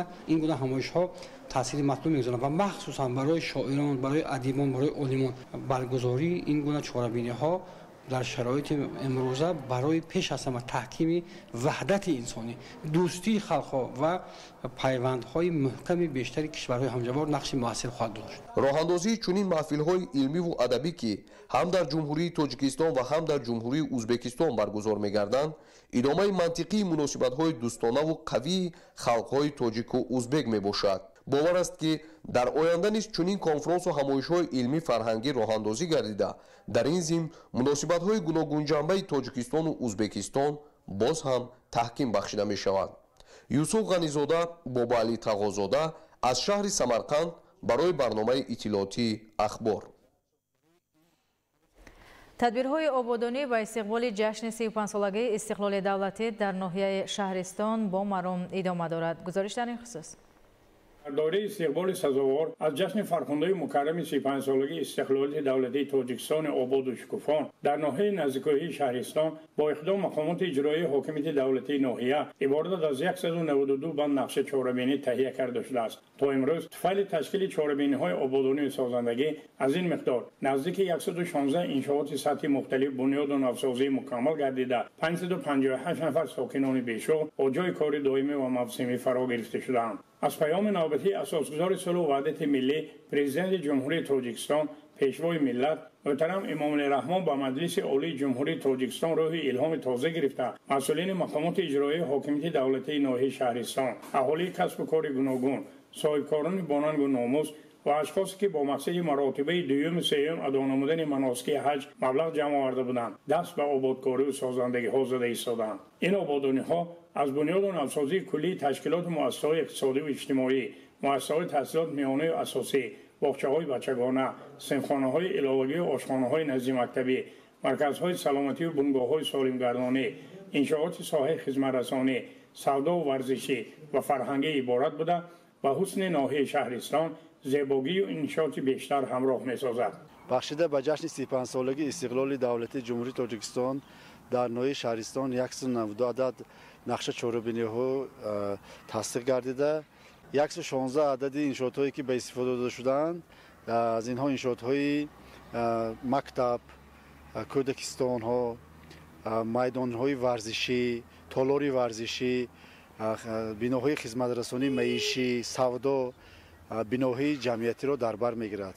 иқлими ноҳияи шаҳристон дар раванди мусоидат ба бунёди боғҳои ниҳолони мевадиҳандаи содиротӣ ҳамзамон ба кишту парвариши картошкаи аълосифат ва аз ҷиҳати экологии тоза хеле созгор мебошад. ҷиҳати таъмини картошкапарворон бо тухмиҳои элитии серҳосил вазорати кишоварзии ҷумҳурии тоҷикистон дасти кӯмак дароз карда ҳамасола хоҷагидоронро бо тухмиҳои хушсифат таъмин менамояд ки ба афзун гардидани майдони кишт و بهترسازی صفت تخم مساعدت عملی دارد. کارگران و اجاره‌کاران کاپیتال‌های استحصالی تجارتی و سهامداران خواجگی دهقانی مخصوص تخم پروری انفرادی و اویلوی در میدان 1735 گکتار و ساکنان جماعت‌های دهات شهرستان و بنجیکت در قطعه‌های نزد حولگی در مجموع 600 گکتار کارتوش شنانیده میدان عمومی را به 2335 گکتار رسانیده بودند که این نشان دهنده نسبت همین دوره سال گذشته 300 گکتار زیاد می باشد. سهامداران نیا دارند که سال روان استحصال کارتوشک را از هر یک گکتار میدان تا با 500 سنتنری رسانند. نظر به تاکید مسئولین مقامات اجرایی حاکمیت دولتی ناحیه شهرستان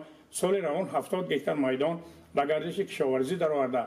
همکنون نسبت پارساله میدان عمومی کارتوشک 270 گکتار زیاد می گردد. سهامداران زیاد از 3500 عدد خواجگی دهقانی انفرادی و اویلوی و کارگران اجاره‌کاران کاپیتال‌های استحصالی تجارتی ناحیه شهرستان در روند وسیع گرداندن میدان کشت کارتوشک و بلند برداشتن بازده هر یک گکتار میدان تل و تپه و عدی رویانه‌ها را تخت و هموار گردانیده باغ‌های نهال‌های میوه صادراتی بنیاد خواهند کرد. سال روان باغپروران ناحیه باز در 53 گکتار تل و تپه‌ها باغ نو بنیاد کرده مجموعه عمومی باغ‌های نهالان میوه‌دار را به 1110 گکتار می‌رسانند که اکثر نهالان باغ نو را نهالان سیب صادراتی تشکیل داده سیب خوبانه شهرستان بیرون از مرز جمهوری تاجیکستان به صادرات برآورده می شود. مزود بابازاده، فردوس عمرов، عمرجان یوسفov، ناحیه بلندکوی شهرستان، اخبار.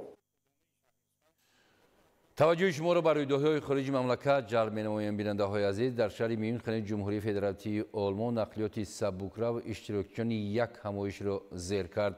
در منطقه‌های گوناگون ایتالیا ضمن عملیات مخصوصی ماموران پلیس 130 نفر با گمان رابطه داشتن با گروه‌های جنایت‌پیشه بازداشت شدند. شرح خبرها از خارج مملکت در تهیه همکاران ما. силоҳбадастон дар қисми шимолии музофоти маъриби яман пойгоҳҳои хизматчиёни ҳарбиро мушакборон карданд.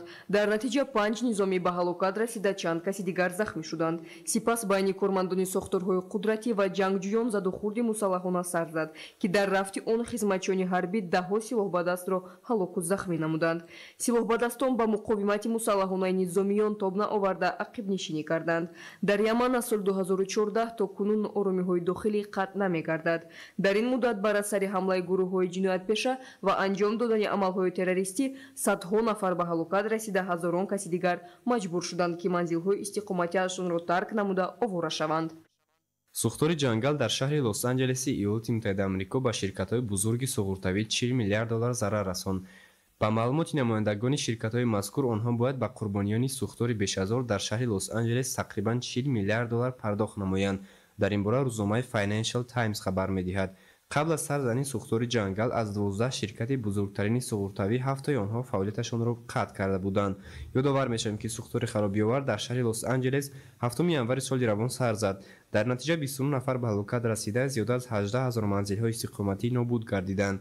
зарари умумии сӯхтори бешазор зиёда аз $250 миллиард ташкил медиҳад. дар соҳилҳои қисми ҷанубу ғарбии ҷумҳурии Кореяи Ҷанубӣ дар як киштии моҳидории сӯхтор сар зад, ки боиси бенишон шудани 6 маллоҳ гардид. ба кормандони хадамоти дахлдор муяссар гардид ки 5 маллоҳро наҷот диҳанд. тибқи иттилои кормандони хадамоти дахлдор, сӯхтор дар муҳаррики киштӣ сар задааст. ҳангоми сӯхтор дар киштии моҳидорӣ 11 маллоҳ қарор доштанд.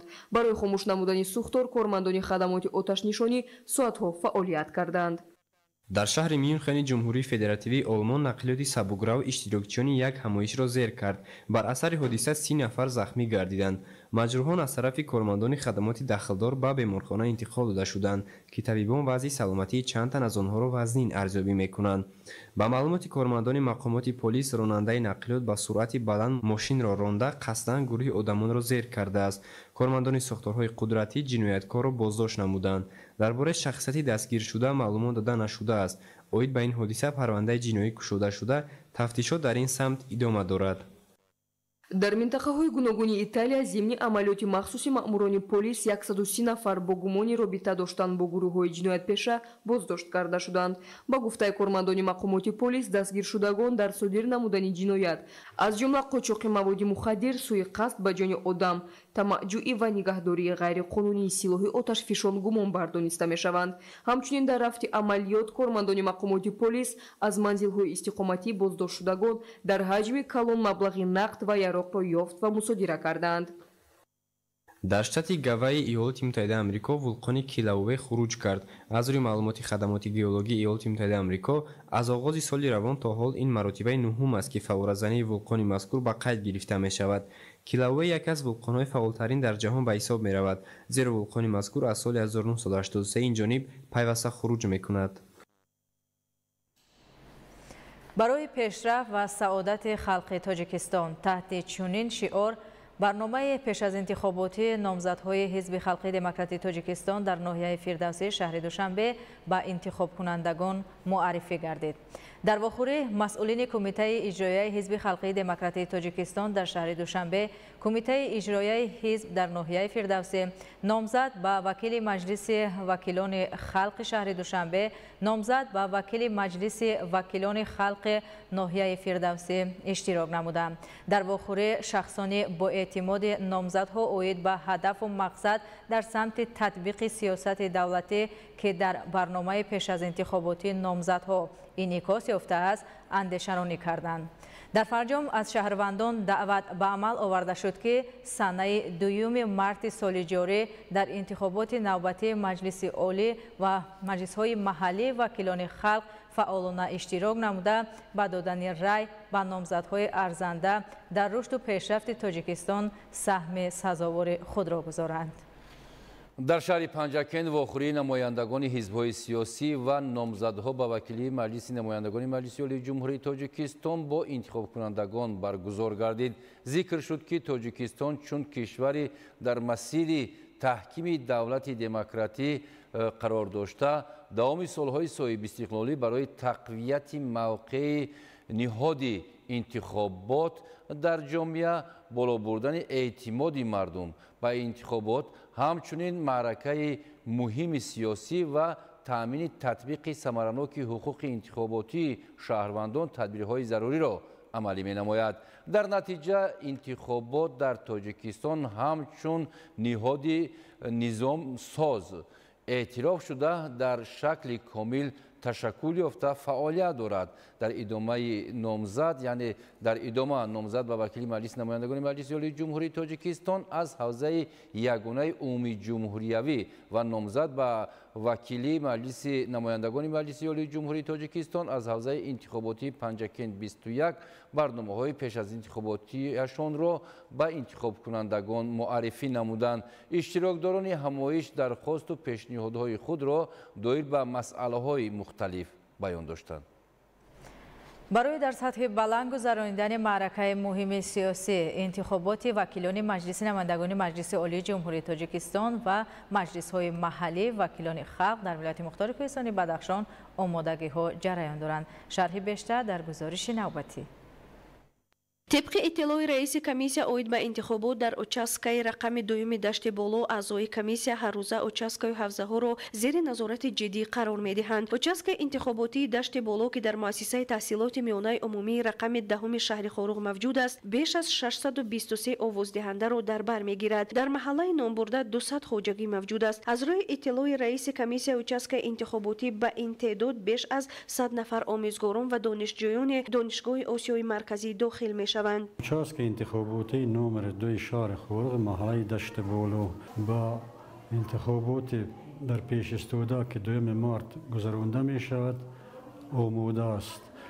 در اوچاسک انتخاباتی اتاق حوزدهی، اتاق دختر، اتاق کودکان آماده است. و غیر از این یعنی روی خط انتخاب کنندگان که 623 کس هستند علاقه آماده است. و غیر از این در اینجا یعنی ژورنال هایی که ناظران میبیند، ژورنال هایی که برای قید یعنی در اونها هستند اونها آماده هستند.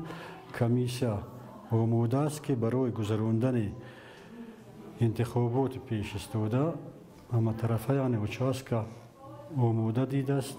участка интихоботии дашти боло рақами 2 барои интихоботи дар пеш истода омода буда, дар он гӯшаи интихоботӣ кабинаҳои овоздиҳӣ, қуттиҳои овоздиҳӣ, утоқи модару кӯдак, утоқи табибон ва дигар ҳуҷҷатгузориҳое ки ба интихобот тааллуқанд барои овоздиҳандагон фароҳам оварда шуданд. Бояд гуфт ки дар участкаи мазкур 8 қуттии сайёр барои шахсони имконияти ҷисмонияшон маҳдуд ва маризон омода буда, бори нахуст 21 нафар шаҳрвандони синни 18 сола имконияти интихоби номзади арзанда دارند. در ناحیه بلجوان آمادگی‌ها جهت برگزاری انتخابات وکیلان مجلس، نمایندگان مجلس عالی جمهوری تاجیکستان و مجلس‌های محلی وکیلان خلق ادامه دارد. گزارش در این خصوص. ҷиҳати дар сатҳи зарурӣ гузаронидани яке аз чорабиниҳои муҳими сиёсӣ интихоботи вакилон ба маҷлиси намояндагони маҷлиси олии ҷумҳурии тоҷикистон ва маҷлисҳои маҳаллии вакилони халқ дар мамлакат ки 2 марти соли равон баргузор мешавад, дар ноҳияи балҷувони вилояти хатлон бо ташаббуси мақомоти иҷроияи ҳокимияти давлатии ноҳия, аъзоёни ҳавза ва участкаҳои интихоботӣ ва дигар масъулон тадбирҳои омодагии пеш аз интихоботӣ ба таври шоиста роҳандозӣ ва амалӣ гардида истодааст. токунун бо баргузории ҷаласаҳо аз ҷониби ҳизбҳои сиёсӣ ва ашхоси алоҳида ба таври худпешбар номзадҳо пешбарӣ гардида, раванди барӯйхатгирии аҳолӣ низ пурра иҷро шуда, дар кӯчаву маҳаллаҳо, шафати роҳҳои мошингузар, хиёбону гулгашт ва дигар гӯшаҳои алоҳида шиору овезаҳо ва дигар лавҳаҳои таблиғотиву фаҳмондадиҳӣ бо мақсади таъмини иштироки фаъолонаи шаҳрвандон дар интихобот насб карда шудааст. طبق معلومات در ناحیه بلجوان 30 участкаҳои интихоботӣ дар ҳавзаи якмандатаи восеъ 39 мавҷуд буда, аз ҷониби аъзоёну фаъолон ҳамарӯза чораҳои амалии омодагии пеш аз интихоботӣ ҷараён дорад. барои фароҳамсозии шароит ва мусоидат кардан дар иштироки фаъолонаи ашхоси дорои имконияташон маҳдуд, беморону маъюбон дар интихобот, дар ҳама участкаҳои интихоботӣ қуттиҳои овоздиҳии сайёр низ дастрас ва омода карда шудааст. дар 30 участкаҳои интихоботӣ ҳудуди ноҳияи балҷувон ҳамаи корҳо ба таври зарурӣ баро монда шуда, кабинаҳои интихоботӣ, қуттиҳои овоздиҳӣ, маводҳои тарғиботию ташвиқотии пеш аз интихоботӣ пурра ҷобаҷо гузошта шудаанд. дар доираи муқаррароти қонунҳои амалкунанда шурӯъ аз 10 феврал ташвиқу таблиғоти номзадҳои пешбаришуда оғоз гардида, мақсаду ҳадафҳои дар оянда амалишавандаи хешро миёни аҳолӣ муаррифӣ менамоянд. ҳамчунин баҳри иттилоотонӣ ва иштироки фаъолонаву оммавии сокинон дар интихобот тариқи радиошунавонӣ низ дар маркази ноҳия ба таври доимӣ маълумоти зарурӣ дар шакли аудиоӣ пешниҳод мегардад. дар шакли шаффофу демократӣ бо риояи талаботҳои қонунгузории ҷумҳурӣ ва дар фазои дӯстона баргузории чунин чорабиниҳои муҳими сиёсӣ нишони возеҳи соҳибихтиёрӣ, баробарҳуқуқӣ, озодандешиву таъмини арзишҳои демократӣ дар кишвар буда, иштироки фаъолонаи ҳар фарди комилҳуқуқи ҷомеа дар интихобот, саҳм гузоштан дар ободиву пешрафти ояндаи боз ҳам дурахшони тоҷикистон маҳсуб меёбад. олим носирзода, олими мирзо, хуршеди нодирхон, ноҳияи балҷувон, ахбор. ҷиҳати омӯзиши нуқтаҳои паёми навбатӣ, президенти ҷумҳурии тоҷикистон пешвои миллат муҳтарам эмомалӣ раҳмон ба маҷлиси олии ҷумҳурии тоҷикистон дар бораи самтҳои асосии сиёсати дохилӣ ва хориҷии мамлакат дар шаҳри Пензаи Федератсияи Русия бо иштироки намояндагони мақомоти дахлдори Тоҷикистон ва донишҷӯёни тоҷик ҳамоиш баргузор гардид. Зафар Қаюмзода гузориш медиҳад. чорабинӣ дар қасри ҷавонони шаҳри Пенза бо иштироки намояндагони сафорати Тоҷикистон дар Федератсияи Русия, шӯрои ҷамъиятӣ назди сафорат, масъулони ҷамъияти тоҷикони вилояти Пенза ва донишҷӯёни тоҷик, ки дар донишгоҳи давлатии шаҳри Пенза таҳсил менамоянд, доир шуд. дар ҳамоиш нишондиҳандаҳои паёми президенти ҷумҳурии Тоҷикистон, пешвои миллат муҳтарам Эмомалӣ Раҳмон ба маҷлиси олӣ дар бораи самтҳои асосии сиёсати дохилӣ ва хориҷии кишвар мавриди омӯзиш қарор гирифт. зикр шуд ки ҳамаи музаффариятҳои замони соҳибистиқлолии Тоҷикистон бо шарофати корнамоиҳои шабонарӯзии пешвои миллат ва меҳнати содиқонаи сокинони мамлакат ба даст омаданд. дар ҳамоиш ҳамчунин доир ба вусъат бахшидан ба равандҳои инноватсионӣ ва истифодаи ҳамаҷонибаи имкониятҳои технологияи рақамӣ дар иқтисодиёт, эълон гардидани солҳои 2025-2030 солҳои рушди иқтисоди рақамӣ ва инноватсия дар ҷумҳурии Тоҷикистон, таҷдили 2550 солагии эъломияи ҳуқуқи башарӣ кӯруши кабир, мубориза бо экстремизму терроризм, пешгирии шомилшавии баъзе ҷавонон ба ҳизбу ҳаракатҳои мамнӯъ ва тарбияи насли навра наврасу ҷавон дар рӯҳияи худшиносӣ ва ватандӯстӣ андешаронӣ карда шуд. таъкид гардид ки танҳо бо омӯхтани таъриху фарҳанги бою ғании халқи тоҷик ҷавонони тоҷик метавонанд дар ҳар гӯшае аз ин ҷаҳон худшиносу худогоҳ бошанд ва ҳуввияти тоҷикии худро нигоҳ доранд. ҷавоне ки аз дастовардҳои илмиву технологии ҷаҳони муосир огаҳ асту гузаштаи пурифтихори худро медонад, ба арзишҳои фарҳангиву миллии худ арҷ мегузорад. фирефтаи гурӯҳҳои ифротиву даҳшатафкан нахоҳад шуд. зимни мулоқот масъалаҳои марбут ба таълими донишҷӯёни тоҷик, вазъи таҳсил ва шароити зиндагии ҷавонон мавриди баррасӣ қарор гирифт. шароити муосиру зарурии таълим ва будубош дар донишгоҳи давлатии шаҳри Пенза барои донишҷӯёни тоҷик фароҳам аст. дар ин раванд намояндагони мақомоти дахлдори тоҷикистон дар хориҷи мамлакат ва масъулини ҷамъияти тоҷикони вилояти Пенза мунтазам аз рафти таҳсил ва будубоши донишҷӯёни тоҷик хабар гирифта бо онҳо мулоқоту вохӯриҳо анҷом медиҳанд. зафар қаюмзода, хуршеди Саидаҳмад, шаҳри Пензаи Федератсияи Русия, барои барномаи иттилоотии ахбор. барои омӯзишу татбиқи нишондиҳандаҳои паёми президенти ҷумҳурии тоҷикистон пешвои миллат муҳтарам Эмомалӣ Раҳмон ба Маҷлиси олӣ дар шаҳри Исфара тадбирҳои амалӣ роҳандозӣ мешаванд. идомаи мавзӯъ дар гузориши навбатӣ. ҷиҳати шарҳу тавзеҳи паёми президенти ҷумҳурии тоҷикистон пешвои миллат муҳтарам Эмомалӣ Раҳмон ба Маҷлиси олии ҷумҳурии тоҷикистон дар бораи самтҳои асосии сиёсати дохилӣ ва хориҷии ҷумҳурӣ аз 28 декабри соли 2024 дар шаҳри Исфара мулоқоти судманд баргузор гардид. дар мулоқот баромадкунандагон доир ба нақши паёми президенти ҷумҳурии тоҷикистон пешвои миллат муҳтарам Эмомалӣ Раҳмон дар таҳкими давлатдории миллӣ, рушду ободии мамлакат ва ҷомеа изҳори андеша намуда зикр намуданд ки сокинони шаҳру деҳоти Исфара ҷиҳати татбиқи дастуру супоришҳои пешвои муаззами миллат бо ҳисси ватандӯстиву меҳанпарастӣ азму талоши пайгирона ва садоқатмандона кору фаъолият намуда барои рушди соҳаҳои саноат, бунёди роҳу пулҳо, иншооти маорифу тандурустӣ ва дигар соҳаҳо нерӯ ва ташаббусҳои худро равона намуданд. зикр гардид ки паёми президенти ҷумҳурии тоҷикистон муҳтарам Эмомалӣ Раҳмон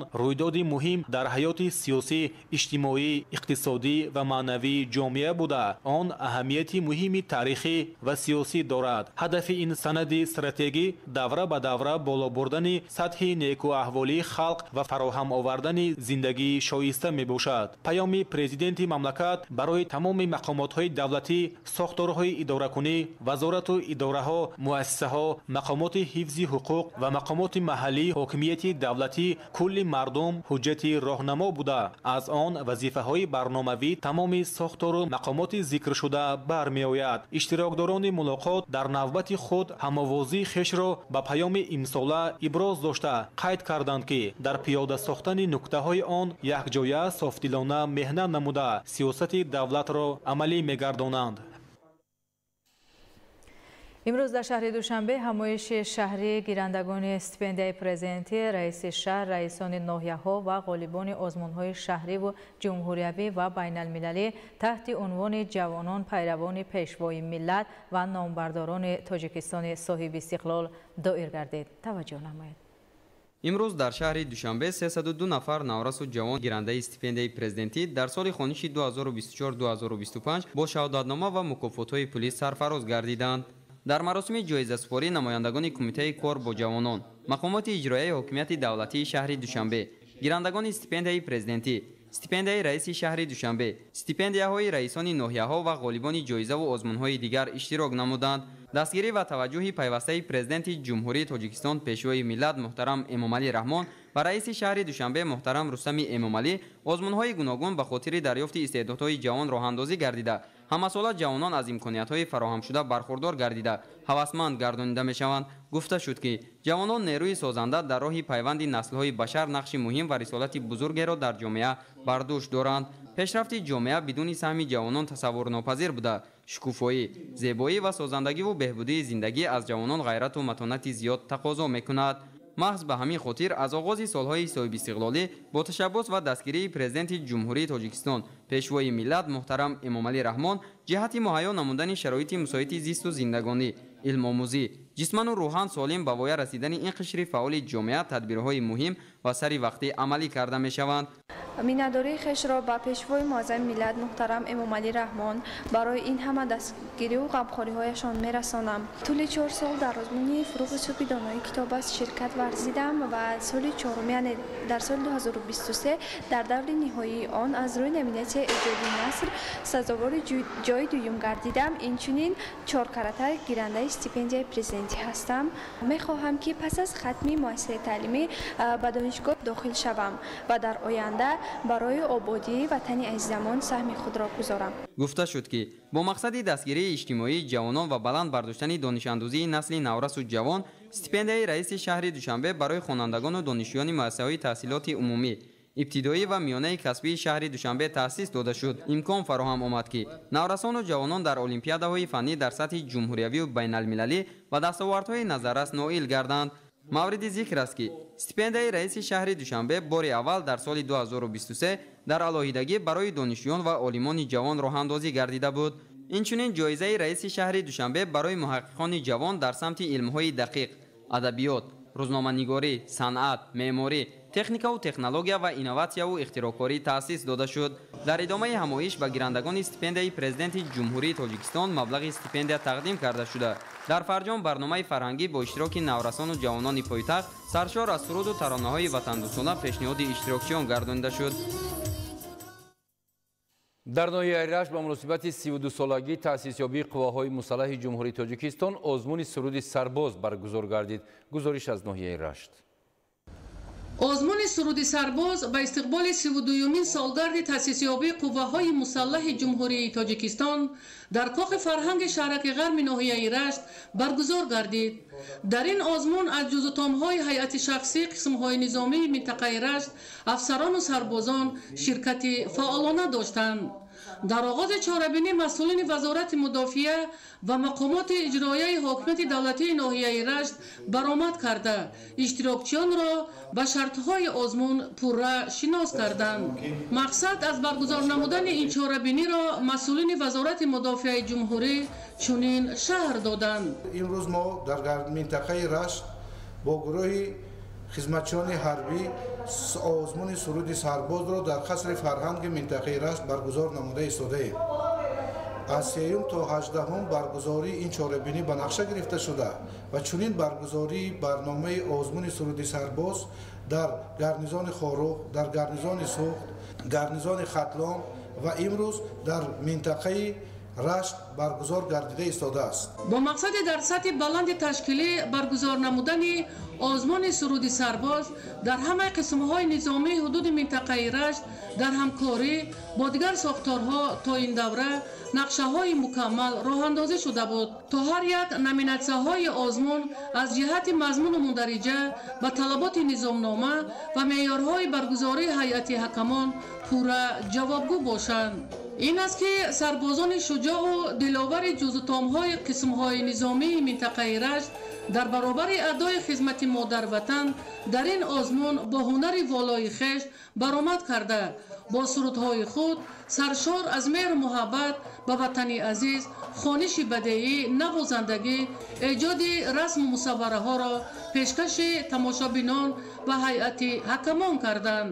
озмун асосан номинатсияҳои беҳтарин дастаҳои ҳаваскор, беҳтарин хори умумӣ, хониши бадеӣ, суруди якка, навозандагӣ ва суратрӯзномаҳоро дар бар мегирифт ки ҳайати ҳакамон ба ҳар як номинатсия аз рӯи мазмуну мундариҷа баҳогузорӣ карданд то ғолибон ба даври дигар муайян карда шаванд. гуфта шуд ки солҳои соҳибистиқлолӣ бо дастгирӣ ва ғамхориҳои президенти ҷумҳурии Тоҷикистон муҳтарам Эмомалӣ Раҳмон базаи моддии техникӣ ва шароити зисту хизмати афсарону сарбозон дар сатҳи зарурӣ қарор дошта хизмат дар сафи қувваҳои мусаллаҳро барои худ мактаби ҷасорату мардонагӣ ва далерию шуҷоат арзёбӣ мекунанд. идигули Маҳмуд, Додарҷони Мирзазода барои барномаи ахбор аз ноҳияи Рашт. бинандаҳои гиромӣ, чунин буданд хабаргузоришҳое ки то ин лаҳза ҳамкорони мо омода намуданд ва манзури шумо намудем. бароятон беҳтарин хушиҳои зиндагиро таманно дорем. саломат бошед.